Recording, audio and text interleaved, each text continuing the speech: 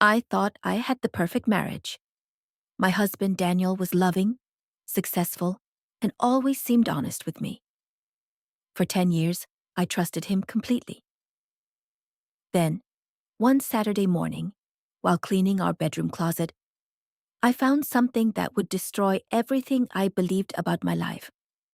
A phone, not his regular phone, a second phone, hidden inside an old shoebox. And when I turned it on, I wished I never had. For 10 years, Daniel and I lived what most people would call a dream life. We met in college, got married young, and built a comfortable life together. We had a beautiful house, good jobs, no major problems.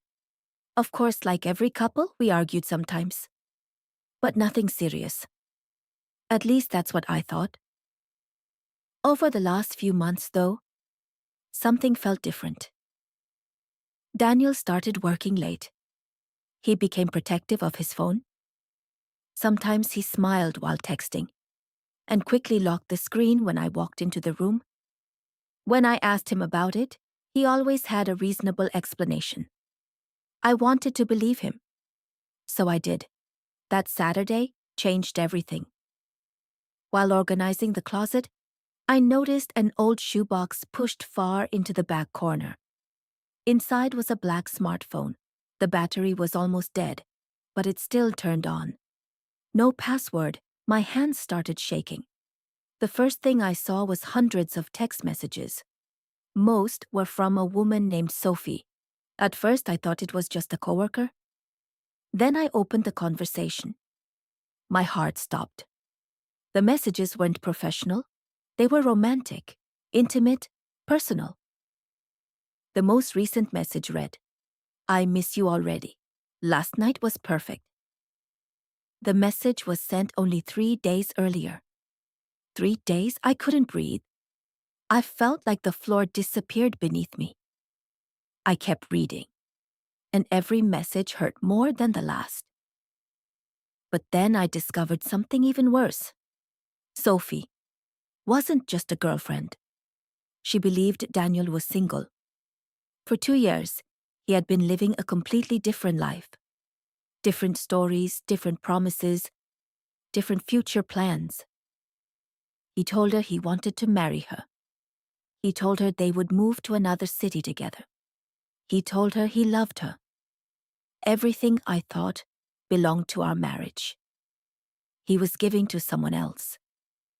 Then I found photos. Trips he claimed were business meetings. Restaurants he said he visited with clients. Weekends he claimed he worked overtime. All lies. Every single one.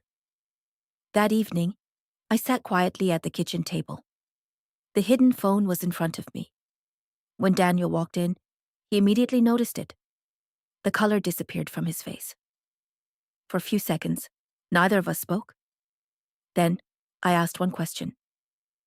"Who is Sophie?" He knew. The secret was over. At first, he denied everything. Then he blamed stress. Then he blamed loneliness. Then he blamed mistakes. But the truth was simple. He had lied. Over and over again. For years. And now there was nowhere left to hide. That night changed my life forever. A few months later, I filed for divorce. It wasn't easy. It wasn't quick. And it definitely wasn't painless. But I learned something important. Trust is fragile. Once broken, it can never be exactly the same again. Sometimes, the person you trust the most becomes the person who teaches you the hardest lesson. And sometimes, walking away isn't weakness. Sometimes it's the bravest thing you'll ever do. So if you've ever ignored your instincts because you are afraid of the truth, remember this. The truth may hurt, but living a lie hurts even more. What would you have done if you found that hidden phone? Let me know in the comments below.